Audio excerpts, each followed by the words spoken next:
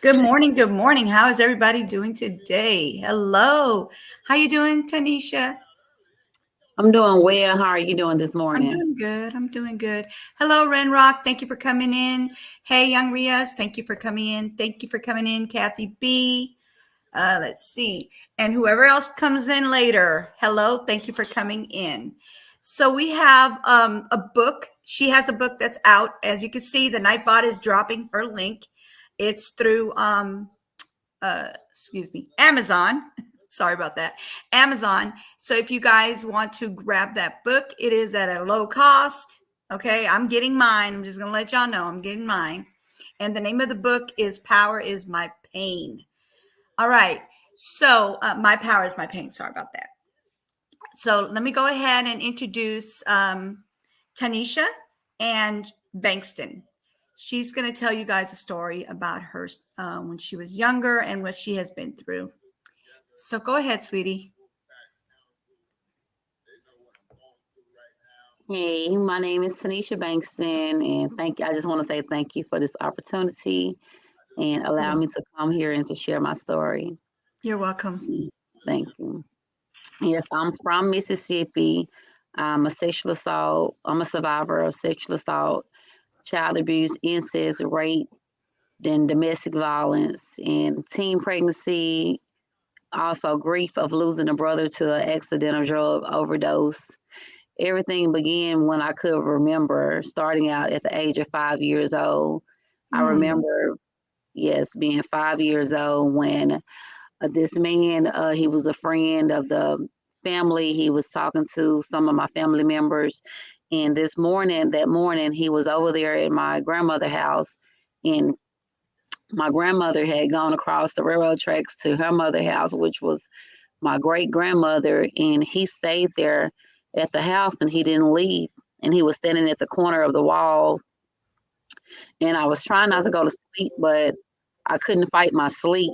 And so I ended up falling asleep. And as I fell asleep, I felt this man on top of me and he forced my legs open. And when he ripped my legs open, he forced himself inside of me. And I remember this carousel lamp being on the floor, and I thought it was lit, but it must have was not lit because the house didn't burn down, right? And gee, so somehow I was able to kick him off of me. I was able to move my legs all kind of ways and kick him in his private area. And I remember crying, getting up, running across the railroad tracks to my mom, and I was telling my mom what had happened. I said, he just touched me. He just touched me down there, and I started crying.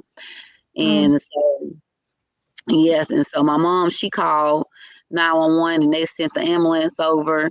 And I can remember before being placed inside of the ambulance, I remember like a shift happening inside of my mind. I remember them checking me out, putting the lights in my eyes and checking me out and everything. And so then like I said, I remember this shift taking place. I went from being this little playful, happy girl, talking and playing with my friends and cousins to now this shutdown girl. It was just like a shift happened inside of my brain. And I instantly became someone else. I now became shy and quiet. I was afraid of people and I was very, very shy. And on the way going to the hospital, I remember the doctors, seeing doctors and people around, I seeing lights being placed. I was placed on this bed, like this stretcher, from off the stretcher onto a bed. And I remember a white sorry. and, and the white sheet was there. And I remember seeing blood on the sheet. And from the blood was from him forcing himself inside of me and damaging me on the inside. And I remember having all kind of tests done, and I also remember looking at being taken to a special place. I went to like this children's hospital. I remember looking out of this glass window and seeing like it was foggy, it was cold inside the hospital, and I remember drawing inside of the window and looking outside of the window. I call it the Jetson, like how the Jetson will be in the bubble and looking outside of the window and things like that. And so I also remember having to learn how to rewalk again because he had damaged my leg so bad from ripping them open and grabbing my legs open. And so I also remember having to have like the little metal bracelets on my legs, having to go across these bars and learning, like I said, how to walk again because he damaged me so bad there. Mm. And yes, and when he forced himself on me and inside of me. And I also remember, like I said, going to the hospital and being taken to a special place, children's hospital. And after I missed over 60 days because I stayed in the hospital over 60 days. I always say I wish I would have kept my report card from kindergarten because it had like the day, like how many times I missed, and I missed literally over 60 days from being in the hospital because I didn't get into school, work, anything when I was in the hospital. And after I got out of the hospital, I remember DHS coming to get me and my siblings from my mom and taking us from my mom and placing us with family members. And I was placed with to keep us from going into the system, a foster system. Right. Some of our relatives decided that they'll take us in. And so my aunt, she took me in and my baby brother in. And my brother, who's now deceased, his dad and his grandmother adopted him. And my sister, her aunt, she adopted her. And so, like, I thought maybe this nightmare would have been over, right? And so, but it just continued on. And like I said, I even when I told them that this man had done something to me, he was the one who done it to me. I can remember him having that scar on his face. I gave him details and everything, and nothing was ever done to him. My mom would tell me that he never got locked up, and I still see him right to this day. He never got locked up, and I would question him and ask him, why did he do that to me? Because I didn't ask for those things to happen. And he Right. said, get out of my face. I don't know what you're talking about. I didn't do nothing to you, but I know what he did to me. I know that he was the one who did what he did to me. I will never forget that. And so my mom told me that the doctor said I wouldn't be able to have kids as I got older because he had damaged me so bad down there. I don't understand why the police didn't lock him up. I don't understand why the state didn't take it up. I don't understand. I didn't understand, and I still don't understand. Right. Like I said, as my aunt, living with my aunt, she adopted me. I was muted. I was quiet. And after saying something and not believe, I went into a shell that took years to come out of that shell. And so I thought these nightmares would be over with. I thought maybe I would be safe. I would be happy. I would start back playing, being able to play with my friends, my cousins. But now here I am, 5 years old, and my cousin, one of my aunt's son, which was my cousin, he's now deceased. He began to start fondling with me and touching me and coming into the room where I slept at night. And he would sit on the edge of the bed and he would place my foot on his private area until he would masturbate and do things to me. And people question me and say, well, baby, why you didn't say anything? And I say, well, I did say something when it first happened and nobody believed me. And also I became muted and quiet and I didn't know how to speak out. I didn't know how to say anything. I was now an easy target for these men, I guess. And so my mom, she said that the system told her that she could have gotten locked up because she didn't protect me. Well, I was at my grandmother's house and I was asleep. And my grandmother and my mom and my other aunts were at my great grandmother's house. And so the man stayed there at the house. And so she said that she was the one who called the ambulance for me. And I'm thankful for that she called the ambulance. Right. And so my cousin, who's now deceased, he did this for years. He would come into the room at night when my auntie, she would go out to the club or be gone somewhere or whatever. He would come into the room at night. And I would like move his feet up, move him from me. I would try to at least, but he was big, of course, and he would do these things. And like I said, he would place my foot onto his private area until he would masturbate. And then he started like touching me and fondling with me. And he would come in there at nighttime and do these things because, of course, during the daytime, everybody's up and moving around. So at nighttime, when people are asleep, he would come into the room, and he did that for years. And he did it for years. And so, Oh my God. and right. And I was like, I was muted on the inside. I didn't know how to speak out. And so I thought maybe that would stop. And then like why I'm asking to myself, why are these things happening to me? And so here I am now, 9 years old. One of my auntie's boyfriend, he's now deceased, and he would come to my aunt house. Of course, not this aunt that adopted me, but one of her sisters' boyfriend. He would come to the house, and he would be on the porch, and he would like wink his eye at me. He started luring me off the porch, and he would tell me where to meet him. He would told me to meet him in alleys. I didn't know how to say no, even though I wanted to say no. I was afraid. Yeah. And so he would give me change wrappers filled with coins, pennies, and he would give me $1 bills or $2, whatever he had in his pocket, he would give it to me. And he would walk me to what was called the old dog pound, where in the area where I lived at, and he would take me over there, and he would take his shirt off, and he would lay it on the ground. And me being 9 years old, he would lay me down on the ground, and he would go inside of me. He would lay me down, and he would be on top of me, and he would go inside of me, and he would see the expression on my face, from him hurting me. And he still didn't care anything about that. He would tell me, sometimes he told me to take a bath and sometimes he didn't, but he told me not to say anything. Well, I didn't know how to say anything because I did say something when I was 5 years old. Right. And so it caused me to be muted. It caused me to be quiet, and it caused me to be scared. And so he did that for years. And after he would do that, I don't know what these men thought. I don't know if they planned these things together. Well, my mom, she ended up getting locked up in prison. So she was in and out of prison and things like that. But I was still staying with my aunt because they took me and my siblings from our mom. Right. And so now here I am, 11 years old. So I would go to the candy store in the neighborhood, and I would buy candy and things like that. And this one morning, the candy store grandson, he was there. He opened the door, and he was like, come in and you can get whatever candy you want. I had my money, my dollars, whatever, my change to go buy candy. And so then he would say, you can get whatever you want. And then I got my candy, and I was going to give him the money, but he didn't want the money. And so he said, come to the room, come here. And he took me in one of his grandparents' room, the first room in the house on the right.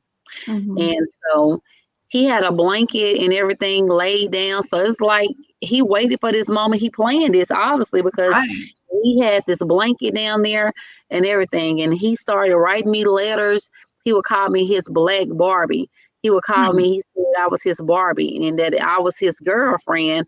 I didn't know how to tell that man, like, man, I don't know what you're talking about. I don't want to be over here with you. I just come to get my candy and go home. And so he pulled out a red condom, and he told me to lay down. And like I said, I didn't know how to say no. I didn't know how to tell these men no, because I said something at 5 years old, and I was not believed nor protected. And so he pulled out a red condom, and he laid me on the floor, and he put his fingers inside of me. And then he put the condom on, and he went inside of me. He saw the expression on my face, how he was hurting me. He said, everything is going to be okay. He said, I'm not going to hurt you, but he did hurt me. And so moving forward, he continued on writing me letters and things like that. And my auntie will find some of the letters, and she ripped the letters up. And he started coming to my aunt's house at nighttime. In the room I slept in, I don't know why I didn't have a curtain or a blind at the window. And I felt a presence standing at the window. And so he would peck on the window, and he would wake me up, and he would tell me, he would raise the window up, because sometimes the window wasn't locked or anything like that. I mean, I'm a kid. I'm expecting to get in the bed and go to sleep. Right. And so he would raise the window up, and he would pick me up. Here I am. Like I said, I'm 11 years old. Yeah. Little, he will pick me up and pull me out of the window. And I have a scar on my back because my back scratched the brick on the Mhm. wall. And Mhm. so he would take me to his grandparents' house. He would take me to some of his friends' house. He started taking me to the railroad tracks. He started taking me to abandoned houses, and he started just taking me wherever he could and would. I know he used to put me in a train carriages, the carriages, and nights it would be cold. He had a black leather jacket, and he would take it off and he would lay it down on the floorboard, on the ground, or wherever when we were Mhm. outside when he was doing what he was doing to me. And so he would go inside of me and he would, he will hurt me, but he will see the expression on my face, and he will still tell me that everything is going to be okay. And, and so he Wow. ended up taking me to the railroad track one time, and he touched me. He forced himself inside of me so hard, and he went inside my anus, and I never Mm. went inside of my anus, and he messed with me so hard and so bad, and it ruptured my anus. My anus is ruptured right to this day because Mm. he went inside of my anus and my anus started bleeding. And I went home. I was crying, walking home, crying. I didn't know how to tell my auntie. I didn't know how to tell anybody, my friends that I had, the few friends that I had in school.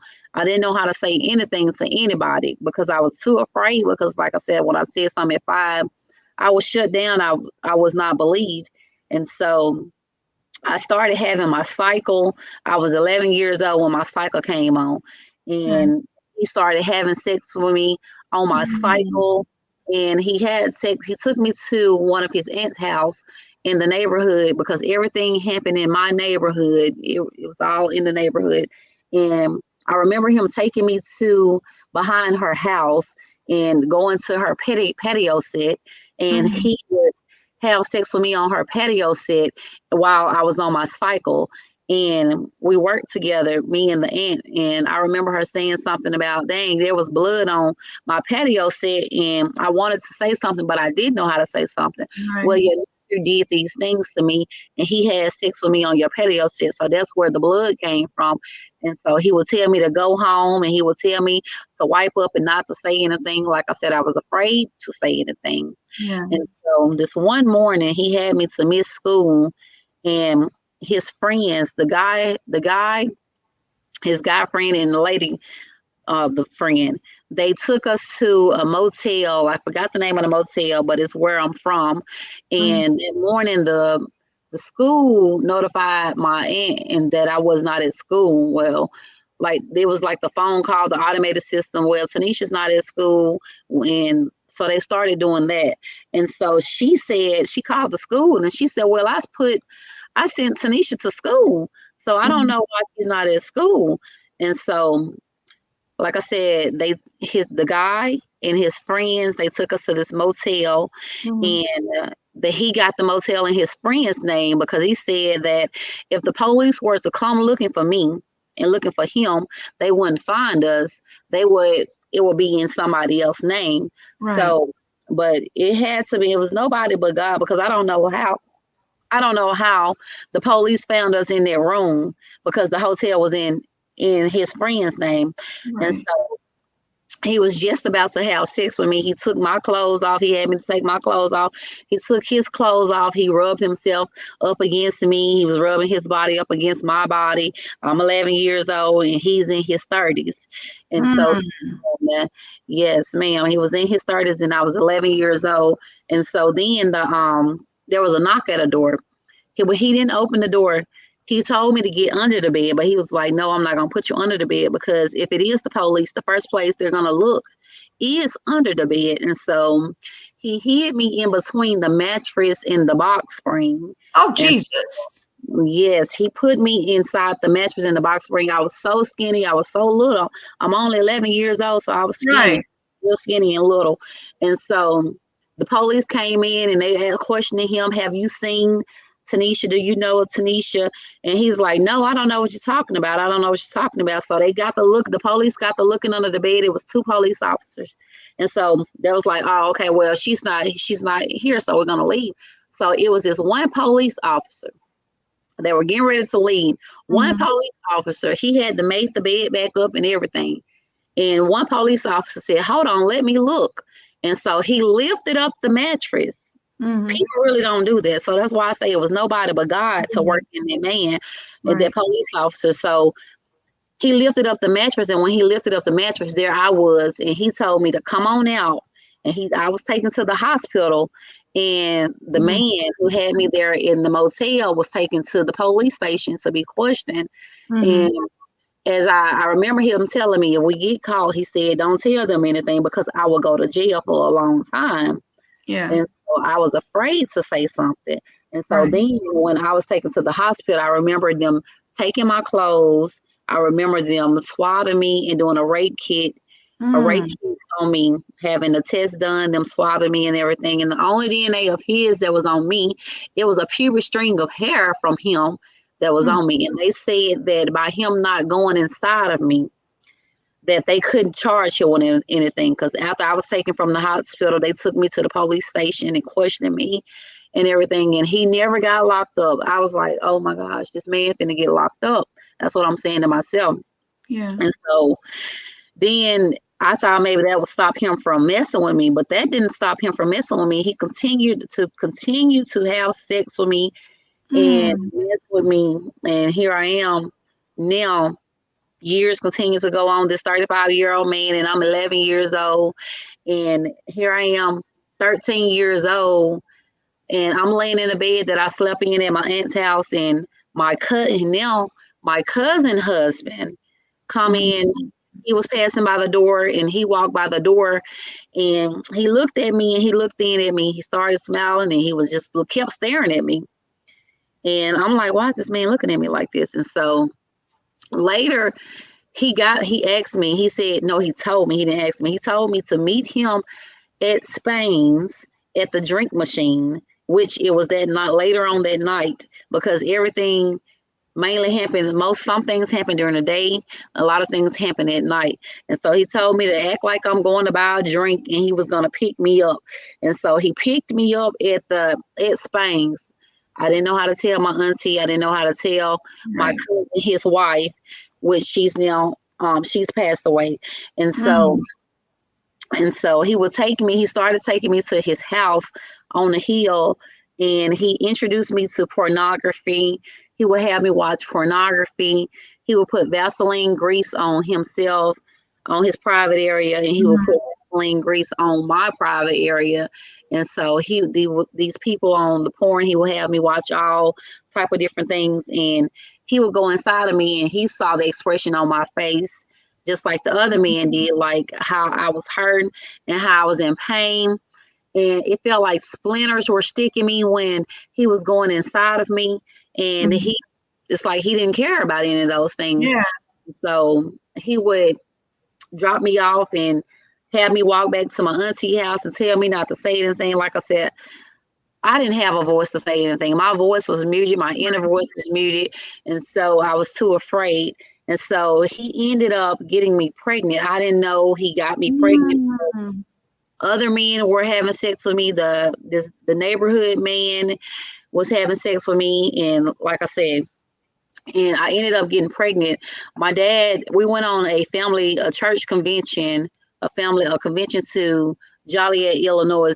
And I was sleeping a lot. I really didn't have friends in school because I was too shy and I was muted and I didn't know how to talk to people. I started getting bullied.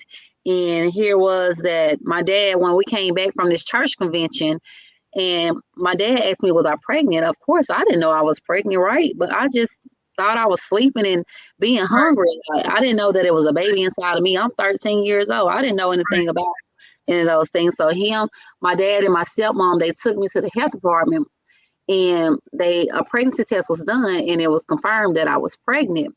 And so the nurse she talked to me about an abortion, and I'm like, what is an abortion? I don't know what an abortion is. I've never been talked to about pregnancy. I've never been talked to about if somebody touch you, tell Right. it, these things. I wasn't talked to. And so when I asked her what was an abortion, she said basically I would be killing my baby. I didn't want a baby at 13, but I didn't want to kill a baby either. Right. Right. So and so we went home. I went home with my dad because I was staying a week at a time. I would stay one weekend with my dad, and I would stay a weekend with my aunt, or a week with my dad and a weekend with my aunt. And so like I was doing that from the age of 5 up until 13 years old.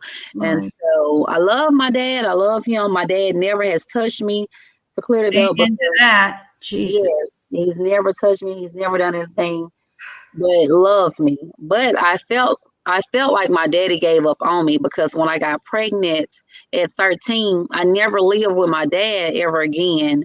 And I don't know if it was a shame or what. Like my I remember going to church with my dad then, because they're big in church. We always went to church. And I remember these girls. I remember being in Sunday school, and my stomach, as it was expanding and everything, I remember some girls saying something about she's pregnant and making fun of me and mocking and laughing. And so that did something to me that really hurt my feelings. I know the girls right to this day, they don't even know they hurt my feelings and that they did that. But I remember running out of church, running from church all the way across town to my aunt's house, crying and everything. And so, and crying because I felt like I was being bullied, and it hurt my feelings, and I didn't want to be pregnant, but I didn't want to, get rid of the baby either. Right. And so here I am now. I delivered the baby at 14, and I was going in and out when the procedure was going of me delivering the baby. I didn't know what was going on. I just know they kept saying push. As I was pushing, I kept going in and out, and the doctor said I almost died giving birth to my baby. Here I'm 14, about 80, 90 pounds, 14 years old. And so I can say my aunt and my cousin, who's now passed away, of course, they had to help me raise the baby because I'm 14 years old. Right. I couldn't work at 14 years old, but I was still going to school, and I was still going to school in the midst of all these things happening to me. I don't know how I was able to focus, because I love school. I still love school, and all my attention was focused there. And so 15, and my baby is now 1 year old, and she's walking, and my cousin say, is that my husband's baby? And I was like, what you talking about? I don't know. Like, I don't know. And so I started crying. And so she said, well, yes. And so she said, well, we're going to get a DNA test done to see who the dad is and things like that. And so I remember me, my baby, my cousin, my aunt, and my cousin's husband. We all went to the courthouse. The DNA testing people were there to swab us, and the judge, he was in there. And as they swabbed me, I'm now 15. This man is 30, in his 30s. I believe he was 35 years old by then. My baby was one at the time. And so, but that's why I say I feel like the system failed me, because not one time did the judge say, well, we're gonna, have pending charges on this man. He's a grown man. Right, but they didn't. Nobody ever said anything. I'm 15, and this man is in his 30s. He's a grown man, and the DNA testing people never said anything. Well, the results came back in. They were mailed to my aunt's house. I didn't know how to read it, of course. I read the paper, but I didn't know it said 99% that you are the biological, something like that it said. But it confirmed that he was the father. I'm 15, so my cousin read it, and I just felt like that was swept under the rug. Like that just went over my family's head, and nothing was ever done. No charges were ever pressed. No issues were ever pushed by the judge or anybody. Nobody ever said anything. And so, and that just continued. He continues to mess with me for years. He continues to do these things to me.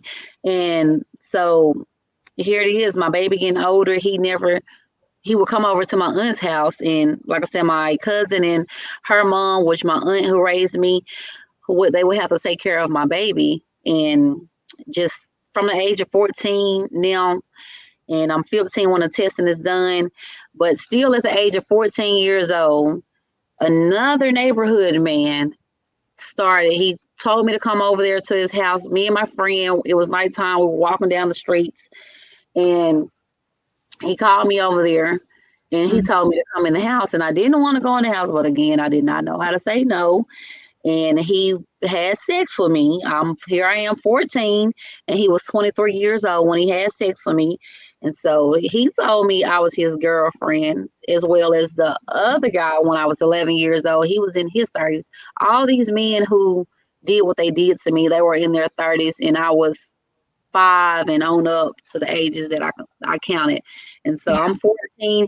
Now he's telling me that I'm his girlfriend, and he started coming around my family, and they're all drinking together and everything. And he started cussing at me and calling me all kind of names. And I'm wondering like now, but back then I didn't have the capacity to wonder why ain't nobody doing anything? Why ain't nobody saying nothing to these men doing what they're doing to me? And he started cussing at me and calling me names. And I moved out of my aunt's house when I was 17 or 18, I believe. And he moved in with me. I moved right down the road from my aunt. And he would jump on me. He started jumping on me. And he spit in my face. And he told me that I would never be nothing in life. I'd never forget. He told me nobody would ever want me. He started saying that he's going to tell people that I have AIDS and HIV, so nobody would ever try to talk to me. And he would make me fall. I couldn't get off the phone to go to sleep because I had to be on the phone with him because he was driving trucks at that time. And so I would be so sleepy. I know if I would want to go to sleep or fall asleep, he would, jump on me when he came home, and I didn't want him jumping on me. And so he did that for years. And, I was 14 when he started messing with me, and he was 23 years old. And years went on of him continuing to jump on me. And so I met this guy when I was 23. I met him. He was a bodyguard, and I met him. We started inboxing each other. He inboxed me, and I inboxed him. And I was like, hey, I'm in this situation, and because he liked me. And I was too afraid to talk to anybody. I didn't know how to talk. I was afraid because of what was going on. And then this man doing what he was doing to me. And I said, look, I'm trying to get out this situation. I was like, I need help. And I was like, do you want to start talking? I was like, do you want me to tell him we're talking or what? And he said it doesn't matter because he's not going to do anything to me. And so I went home. I started gathering up my things. I got what I could to leave. And I had told him, and he didn't take it well, of course. And he broke my TVs, and he poured beer on my TVs, and he gave away my kids' gaming system and all kind of other different things. And so the few nights before, he hit me on the leg with a baseball bat. Jeez. And he just hit me. I would cook food, and he would just throw the food out my hand, knock it out my hand. And I said, if I don't leave this, if I don't get out of this, he's going to kill me. Yeah. And so he threw my son's bike at the door, me, my baby girl, and my son at the time. We would have to lock ourselves in the room because he would get so angry and drink and he would be drunk, and he would, just start and jump on me. And so the guy, I tell him, I thank him all the time. And I say, you helped me, you helped rescue me out of this domestic violence situation, because I feel like if it wasn't for you, I may have been dead, because I didn't know how to leave. I didn't know what to do. And when I did try to leave, it's like he would find me. I would call police. There were so many domestic violence charges that he had against me. There were times he would come into the house, he turned the lights off, and I had a police officer take me over there to get some things, some of my clothes, my kids' things. And he was standing in the closet, and he was in there, and I felt the energy, the presence. I heard something move, and I ran out. And so the police officer, we left. We ended up leaving. And so he was because how domestic violence situations are, sometimes the next person could get hurt or they can get killed. And so he was just for your safety, we're just going to leave and everything. And so still in school, I'm I don't know how I was able to focus. And and pay attention, but I did. I just put all of my focus and all my energy in school. I graduated like the top of my class, Oh, and I was awesome. 170, the 172. I was that student that graduated and walked the field, and I made good grades after I got out of the domestic violence situation. I went on to college. I graduated college in 2010, and I Mm, was just able to just go forward with life and everything. And so things start like I started having like panic attacks. yeah. And they just started Mm, coming out the blue, and I didn't know what was going on. Then I mm, went to the doctor, and they diagnosed me with anxiety. I went to Life Help, and they said I had anxiety, depression, and PTSD from the trauma, mm, that the things that I was going through. And they right. put me on medication. Like my hands would shake. I started getting sweaty hands, and people started making me nervous. I started being nervous around people. I just thought these things just came out of nowhere. And Yeah. so then as I got older, it's like I started having like suicidal thoughts. And I was like, Mm, I need some help. I don't want to live like this. I need help because I want to be here for my kids. I would lock myself in the room, isolate myself because I was mm, just going through these things. My body just started being attacked, and I was just going through these things. And so when I back in 2020, I shared part of my story for the first time on Facebook, like in a mm, parents group, a ADHD group for moms. And so I was like, I'm having these problems. I don't know if I'm going to make it, if I want to be here. I just don't know. I need some help. And somebody introduced me to a group called NASCA. It's mm, a group for adult survivors of childhood sexual abuse. And so mm, July 3rd of 2020, I shared my story publicly for the first time on a podcast, on a radio talk show. mm, And as I shared my story, I could feel like this, all the heaviness that's been in my body. I felt like a relief, like yes. everything is coming off of me. But I broke silence July 3rd, 2020. I never forget that. And when I broke silence, I didn't know anything about backlash. I didn't even know what backlash meant. Right. I started getting backlash from some of my family members. I started getting backlash from some of the friends of my family members saying that, Mm, oh, well, you could have said something, you should have said something. But the thing about it was that some of my people knew, because it was obviously because these men were coming to my aunt's house, and especially mhm, when my son dad started yelling at me, cursing me, and started doing all these things. Also, when the DNA test was proven that my cousin's husband was in fact the father of my daughter, all mm, of those things were swept under the rug and things like that. And so that's right. why I feel as though that I was failed by the system. I feel as though that I was Yes. failed by many of my family members, and I received a lot of backlash, and my life started changing after I broke silence. Well, before I broke silence, I started hearing God's voice in December 2019, and Mm, he told me, he said, this is what I want you to do. Because I've always said that I was going to be a writer. I always said that one day I'm going to share my story and somebody's mhm, going to believe me. And so God told me to put in my 2 weeks notice at Walmart.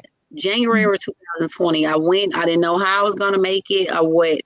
And so I just trusted God. And so I put in my 2 weeks notice, January 2020. I quit Walmart, and like I said, I didn't know how I was gonna make it. The pandemic came about like March of 2020, and I'm a licensed insurance agent, and so I'm mhm, self-employed, and so God opened that door, and so of course everything was shut down, the world was shut down, so He opened that door for me to be able to live, be able to receive finances, and to still have income coming in, mhm, because I didn't know how I was gonna make it off of me just quitting my job. And so I heard God's voice again, and he said it's time. He said it's time for you to start healing. And mm, it's time. I will go down the road and I will hear his voice. And he said, it was nighttime. He said, in order for me to heal you, in order for me to work on you, you got to forgive everybody who's done something wrong to you. Everybody. And I'm like, why? I don't feel as though I should have to forgive anybody. But he said, you cannot move forward if you have unforgiveness in your heart. So forgiveness is everything. And so I said, God, I forgive. I forgive. I said, I was calling those men name out. I said, I forgive y'all. I said, I forgive y'all. I forgive them. And so I said, I pray and ask for forgiveness for anybody that I've done wrong. If I've done it wrong to anybody, I pray and ask that people are able to forgive me. And so, like I said, I broke silence July 3rd, 2020. And then I kept hearing God's voice. And I was laying in bed. I was asleep. And I heard God's voice. I had a vision. I had a dream. And God said, it was September 3rd, 2020. He said, he came to me in a dream. He said, it's time for you to be delivered, God. He said, it's time for you to be delivered. He said, this is what I want you to do. The next morning, I want you to get up. I want you to, because I was afraid to talk to my boyfriend about God. I was afraid to praise God in front of him. I was afraid to praise God in church. I was afraid to praise God. I always read my Bible and I was into it. And he said, I want you to get up. And he said, I want you to tell him what I spoke to you in a dream. And I got up and I told him, my boyfriend, I said, God told you to go to your back room. And he said, I want you to run from one room to the next room. And so he was like, T, if he told you to do those things, then you have to do them. I was still scared. I was still afraid. And so I was like, you know what? I was hearing God's voice. He said, it's time. It's time. And so as I started running from the back room, and then I ran to the front room. I could hear the devil was on my left shoulder and the angels were on my right shoulders. I could literally feel it. I could hear these voices in my head. The devil was in, because all these strongholds from these men going inside of my body, from these different spirits and things like that going inside of me, it created strongholds and things. Like I carried all my pain in my back. I would have this knot in my back. I had a hole in my soul. My soul was bleeding. I was just hurting so bad in my body. I ended up with hypertension, and just my body was just going through all kind of attacks. And so I ended up running from one room, the back room, to the living room. And I kept saying, God, I trust you. I was like, devil, I do not belong to you. God says I belong to him. And so there was a tug of war. There was a tug. Like there was actually, my body was being like pulled from one side to the next side. And so then my boyfriend, he left. I said, the devil don't want to let me go. He don't want to let me go, because he kept saying, you're mine, you're mine. And the angels saying, no, tell him not. You're mine. You belong to us. And so I came in the living room and I fell out in the floor and I cried out. I cried. And when I tell you, I fell out in the floor, I could feel like water being poured from my head all the way down to the crown, from the crown of my head to the sole of my feet, like the chains that I had been shackled. I've never been locked up. I've never been in prison. Right. And I was mentally in prison for 27 years, from the age of 5 to 32, when I got delivered and set free. And God delivered me and set me free on September 4th of 2020. And so I heard him speak again in January of 2021. He said, it's time to write your book. And so I started typing. I pulled out my laptop January of 2020 and I started typing. God showed me and he gave me, I can remember my childhood, like from then I can remember all the way up until now. I started having flashbacks, nightmares, and PTSD. I started having dreams where I was in a hole and I felt where snakes were like all on me and things like that. And just all these bad and evil dreams. And so, but until I was delivered, I would just have all these nightmares and night terrors and things like that. And so then the night that God delivered me, I started speaking in tongues. I never spoke in tongues. People say I'm going crazy. I went crazy. I saw Jesus. I thought it was Moses, but it was Jesus that I saw. I saw the light. It was like he was just there, lit up in his garment and everything. And so I started, my heart was healed. I no longer felt those aches and pains in my body. My hands didn't sweat like that anymore. I didn't have the problems like I had back then. Like I don't have them now. And I was delivered. And like I said, in January 2021, God said, it's time to write your book. So I picked up my laptop and I typed And I was like, what am I supposed to do? How do I do it? And God said, I'm going to instruct you. He instructed me. He gave me the way to set the book up and everything. And so I typed over 30,000 words in 1 week of, Wow. yes, 30,000 words. And so I started Googling and looking for publishing companies. And I remember this lady, her name, she's a Bankson as well. And so I looked inside of her book that she had written in, and I looked at her publisher, and I reached out to her and I asked her how much would she charge. And she told me what she charged. And so I paid the money to have the process started for my book. And so my book was birthed May 21st, 2021. And the name of my book is called My Pain is My Power. Where did the title come from? It came from a friend that I met at a church when I was going to, and I called her and I was like, I'm trying to think of a title for my book. And she was like, baby, you've been through so much pain. And she said, to power. And she said, well, why don't you name it My Pain is My Power? And I was like, that is so beautiful. So that's the name of my book. And I'm now the proud author of My Pain is My Power. And now I've been delivered and I've been set free. Now on a spiritual journey. And I tell people that, healing is everything. First of all, forgiveness is everything. It is not for them, for you, because because it's for you, so you can forgive. If you forgive, you move forward and you don't stay stuck. They don't get to hold you down with those chains, and the enemy has to release you, but you have to trust and believe and walk by faith. But before walking by faith, I lived in fear so long. And so because the enemy would tell me if I was to move forward, if I was to do this, I would die.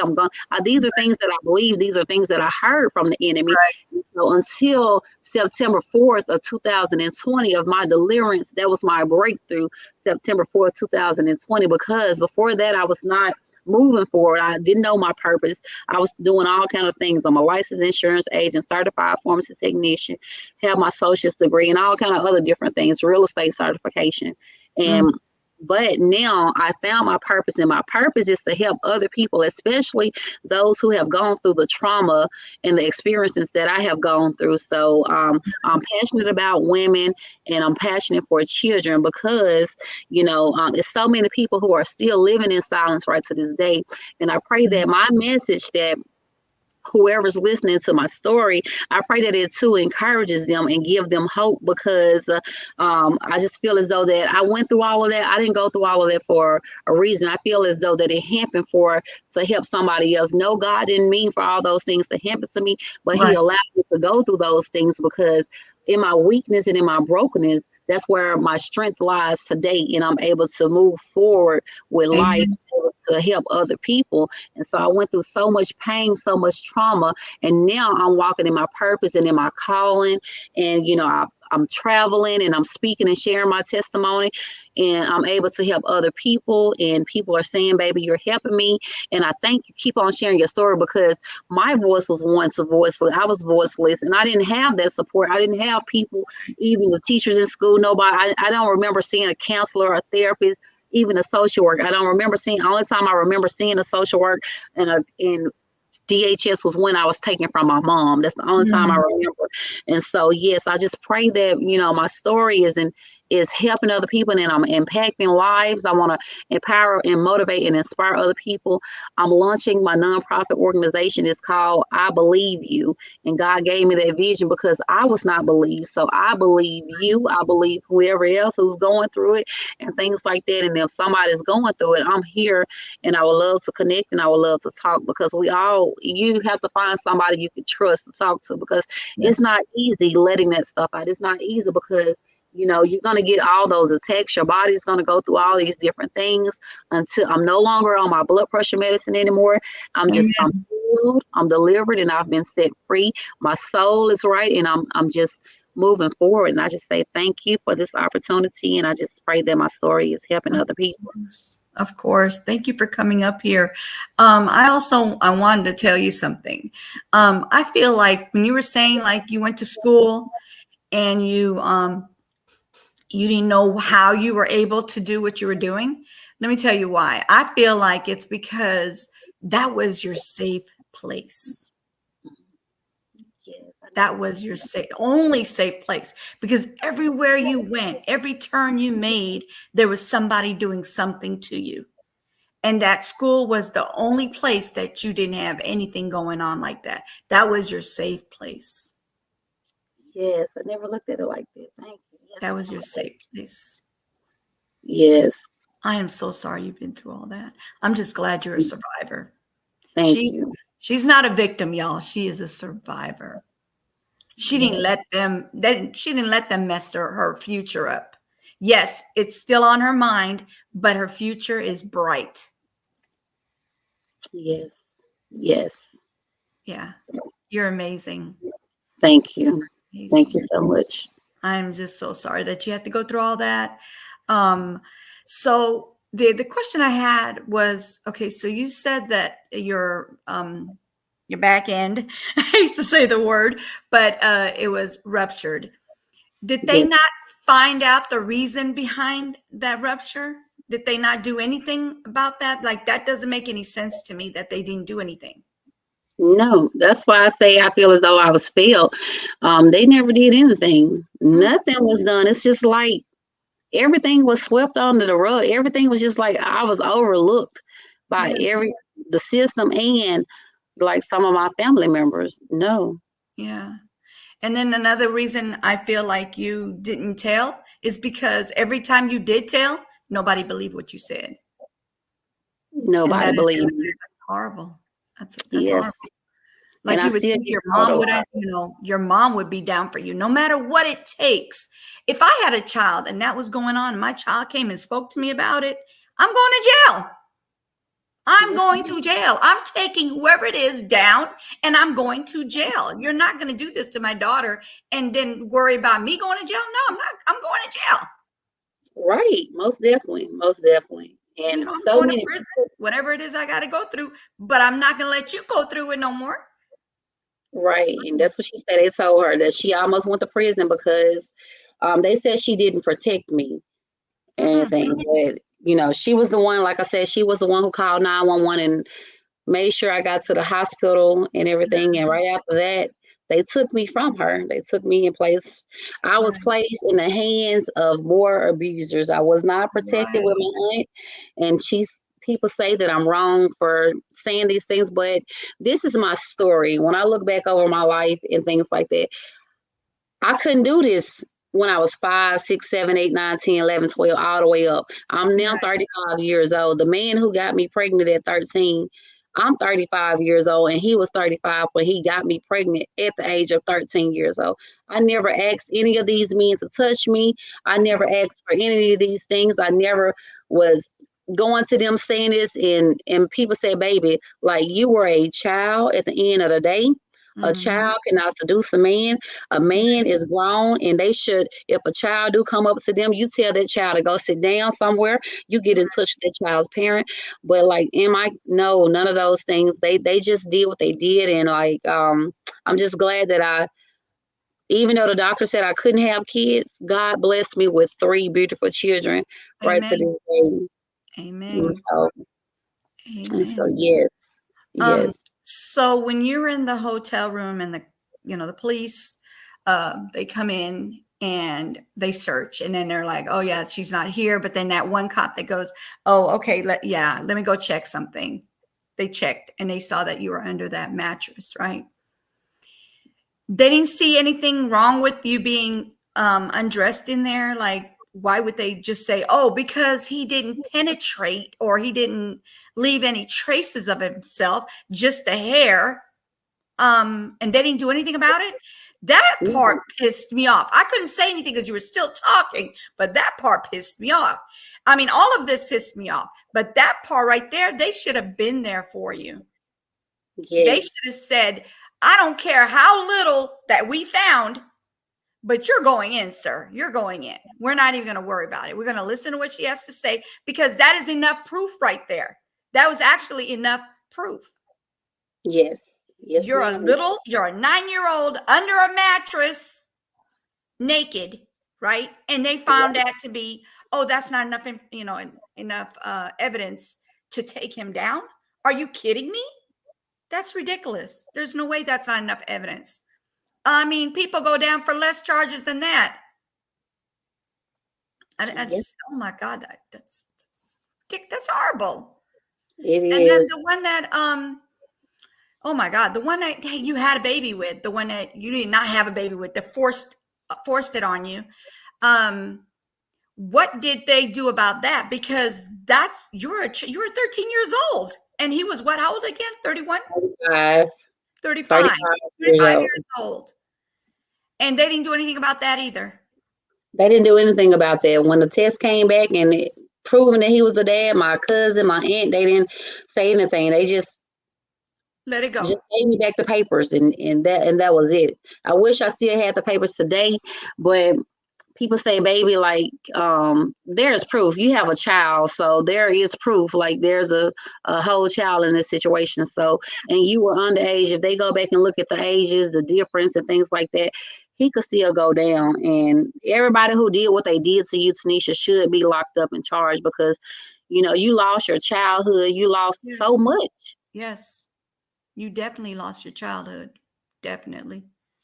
Oh, and by the way, I want to let you know, thank you, Kathy B. She got your book. Thank you. Thank you so much for your support. Thank you. Yes, yes, yes. Thank Thank you. you, Kathy. That was so sweet of you. They probably blamed her for being fast. Yeah, I mean, that's what people look at when they say a 13-year-old went and had a baby. Oh, because she's fast. No, she's not fast. You guys people need to know what happened before they open their mouths. That's what happens. So you're at fault for not even, trying to find out what exactly happened. I Right. mean, And think about they it, did people. blame me. They did. They Yes. said I was being fast and I asked for these things to happen and Oh I yeah, cried.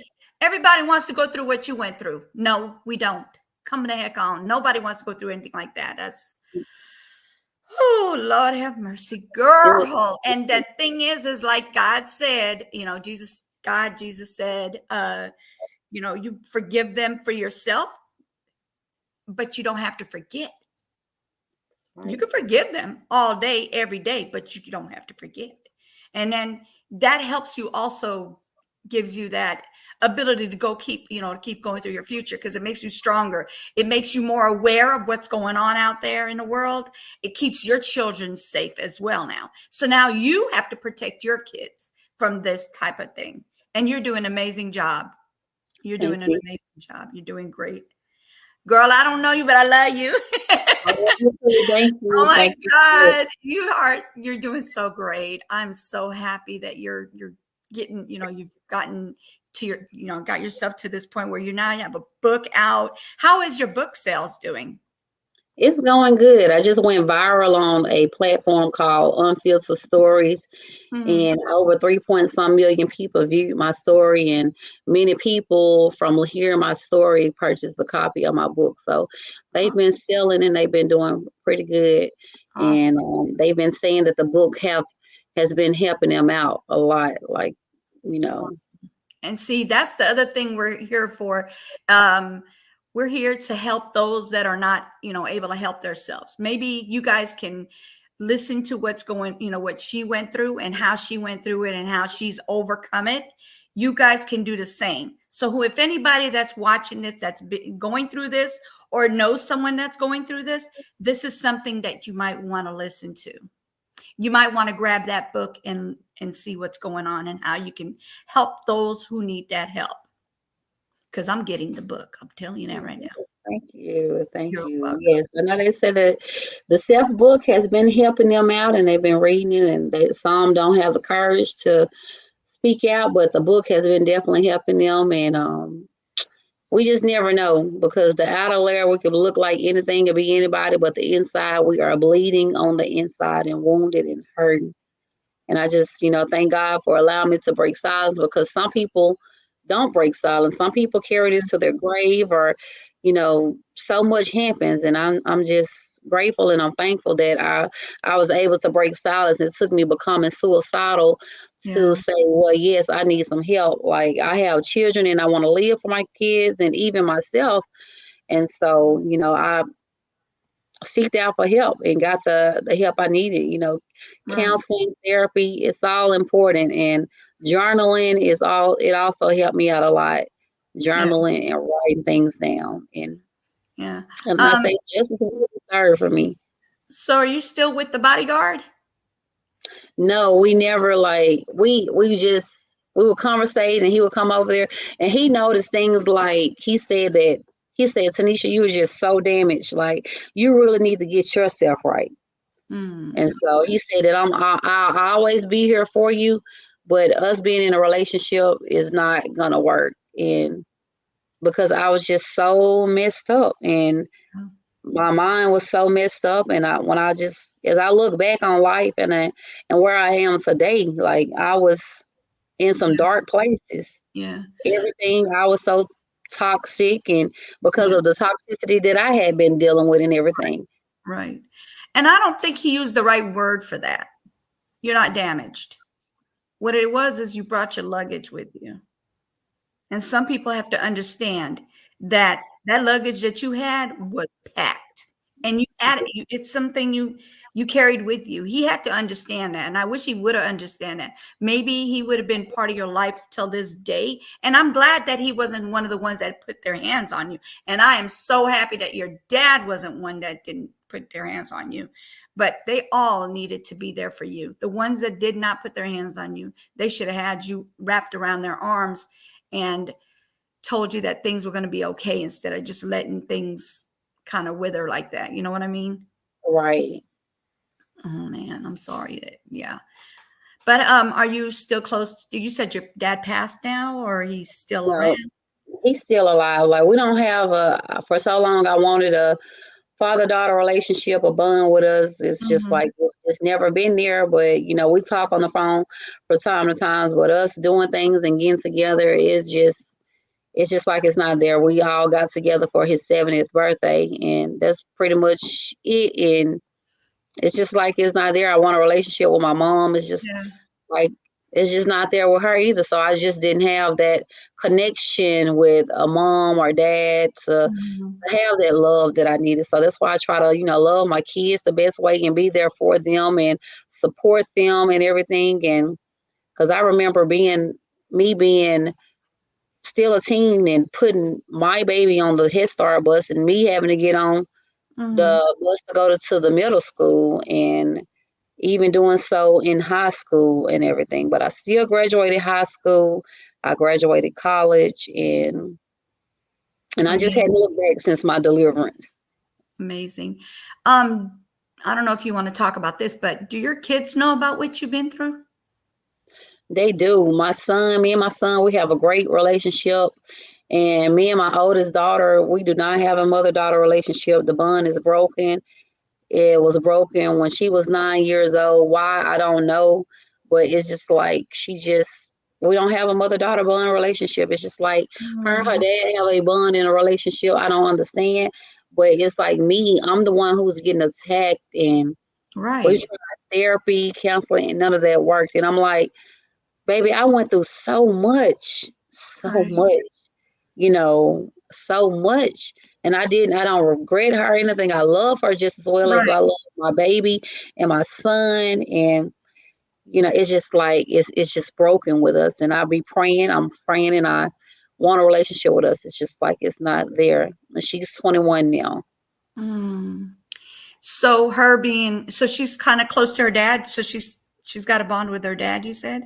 She has a bone with her dad. She calls him and talk to him about whatever. But it's like with me, she'll call me and then she'll talk to me about some things, but then I'll give her an opinion or something. It's like she'll attack, like go on attack in defense mode. And so I'm just like, I So just do you, don't understand.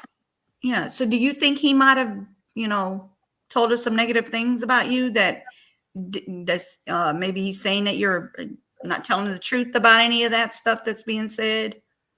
Do you I think don't know. that's what's going on? I don't know. I know she says that he always talk positive about me and say that, and try to talk to her and tell her like your mom love you and she doing her best. Like no matter what, your mom is a good mom and you should listen to your mom and Mm, she's doing the best and she did the best that she could with you when, she was young and when she had you. She said right. he never said anything bad or anything out the way. She just say he always just talk positive, but I can't like talk to him. I really don't talk to him, and when I see him, sometimes it make me like I had a anxiety attack a few Mhm. weeks ago because, of course, he still goes to my aunt's house because Mm. he was married to her daughter, and I was going to my aunt's house, and I see too that I just have to distance myself and cut some of these people off in order for Yeah. me to, I'm continue to do surprised. what I'm doing. I'm surprised she didn't divorce him after what he did. My cousin, she did not divorce him. She stayed with him for years until she met somebody else. She did not. And like when I talked to my aunt about it, like she said, Nisha, um, we told you to leave those men alone. I cried, and I'm like, what? The heck? What? I'm a kid, and these men are luring me and getting me to do these things, and and you saying that you told me to leave these men alone? Like, come on now. So, Wow. and so that was that, and like I was just told that she just said that people say I'm lying. I'm not lying. I'm not lying. I changed when I was 5. I was once playful, happy, and I became muted and shy and easily bullied. I got bullied for so long, and that just a kid just don't go from happy, playful to being isolated and shut in and being muted. Something Right. had to have happened in between those times, and the shift had to have occurred. And so we Right. have to pay attention to our kids and things like that. So that's why Yes. I've never been so quick with my kids going to stay at other people's houses, because I know what happened to me and what people Mhm. can do and what they will do. And they will lie and say, I didn't do that. And like that man said, I didn't do none of that to her, but I didn't do it to myself. And he was the only man there. Right. Exactly. And they're still denying it. That's crazy. Yes. Um, so how are you with your kids? Like, how protective are you? Are you like beyond like the POS, which is a parent over shoulder all the time?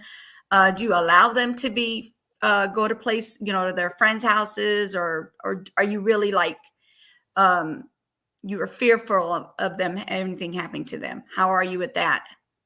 I was a real overprotective. I was overprotective with them, and then I just let my guard down some. And I really hate that I let my guard down, especially with my daughter, my oldest daughter, because I let her go with one of her friends, which was a boy. Like when she was a little bit younger, and she told me that he made her do something that she didn't Mm, want to do, and I blame myself because I felt like if I didn't let her go, because they were like best friends. mm, I never, and like I said, she came back and said that he had her to do some things that she didn't want to do. I want to talk to the mom and everything. Of course, the other kid denied these things as well. And so after that, I really, really became more protective, and that's how I am with my baby. She's 6 years old. She don't just go spend the night at other people's houses and things like that. If she's not with her dad, she's with mm. me, or if she's not with one of my cousins that has a little girl. Mm. And but yes, because it So happened. this is the one that you had by force, right? That's your Of oldest daughter. course, yes, my Do you oldest think daughter. maybe that's why she's um not saying that she blames you exactly, but this happened before, right? This happened to her before she started getting like separating from you, like not being so close to you, right? It happened after, and Oh, this because happened this after? happened after. Oh, how old was she? She was 11, because I noticed a change in our relationship when she was 9 years old. Right, 9. Okay. And so she was 11 when we moved in another area, Mhm. and so yes. And I Wow. ask her all the time, like, what is it? Like, did I do something wrong? Like, did something happen? Like, what? Like, I was asking her these things when she was 9, and yes. Mm, mm-mm. And so I feel like I did the best I did with protecting my kids, and Yeah. me being a kid myself with kids, I still, I didn't know how to raise them. I didn't know. I just had kids, but I was doing the best that I thought and knew to do. I Yes. didn't have my mom. Like my aunt took me in, but I basically raised myself. She just provided a roof over my head. Yes. Oh, Jesus. Yes. That just gave me chills that your daughter went through it. Oh my God. Yes. So that's the only time I pray. That was the only time that somebody put their hands on her, as far as you know. As far as I know of, like one of my cousins, when he stayed the night at my house, my daughter told me that he tried to touch her and we put him out and Mhm. everything. He has never been back over there. And it's just that we just got to be careful who we let into our homes or let our kids go, because you just don't know what a person will do until they do it and things like that. And so Yes. she started getting counseling and therapy, and it's something because there's no bond there with us. Wow. Well, I pray that, the bond comes back and even stronger. And I thank mean, you. it won't be long. It won't be long. She'll understand, she'll get it. She's probably right now just kind of, I don't know, because I don't know your daughter. I don't know what she's thinking, but it's possible that something's being said to her and she's just going along for the ride, basically, right? But at the same time, it's going to come to her that you guys should be the ones tight, not her and him, but you guys should be tight. You guys should be the mother and daughter that needs to be. That's what God's going to do that for you. Trust me. It's going to take a Thank little time, you. but it's going to happen. It's going to happen. Wow. Oh, Nisha. I'm so sorry you've been Yes, through this. I'm sorry your daughter gone through it. Oh my God. thank you. It's got to be rough. But Yes, everybody, please grab a book. Grab her book, you guys. It's in the Nightbot's dropping it right there over your head. Please grab her book. It's only $12.99. It's not a expensive book. Please grab the book. And also, if you can, go to Renrock's GoFundMe and please help with what you can. But this is, whew, Lord have mercy. Mm-mm. it's a You lot. guys, it's been rough on me, as it's probably been rougher on her, but it's rough on me because I hate to hear these type of things. Anything to do with abuse, anything to do with um, unaliving kids, unaliving humans, period.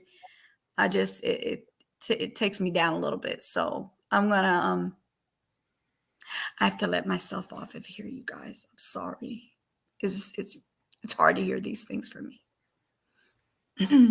So thank you for coming up. And I gotta unwind a little bit. I do have to unwind. Thank Thank you. you for having me here. Thank you. Thank you. Appreciate you. Yes, ma'am. Okay, you guys. If you want to stay up, you can. We can talk for a little bit longer in the back if you want. But I'm gonna go ahead and put my outro on here. Thank you everybody for coming. D Truth, Young Riz, Kathy, Tommy, Bud Files. Thank you. Jesus. I love y'all too. I see they're coming, and if anybody would love to connect, I'm on Facebook. My name is Tanisha Bankston, and I Yes. have a private support group. If anybody has gone through any of the trauma that I've gone through or going through, my support group is called My Pain Is My Power. It's a private support group, and it's for women only. Yes. Thank you guys. Thank you. And Kathy, Thank you. thank you for getting the book. We appreciate that. Yeah, so much. And I do have somebody that would be interested in having you on her panel. Her name is Together We Break Chains. Okay. Hey Bevan, thank you for coming. She would also like to have you on her panel as well. Thank you. She's an amazing, she's a sister from another mother or another father, whichever one you want to say. Everybody says it differently. But you guys, I do have to go unwind, and we're gonna talk a little bit in the back, you guys. So uh, you guys take care, and please keep an eye on your kids. Don't just let them go wherever they want to go. That's true. And make sure you listen to your kids. Like when I say listen, I mean like listen to your kids. If they're telling you something, listen to them. Listen to your kids, people. Stop ignoring what your kids are saying like they're lying to you all the time. All right, you guys. Thank you for coming. Welcome, Dolphin fam.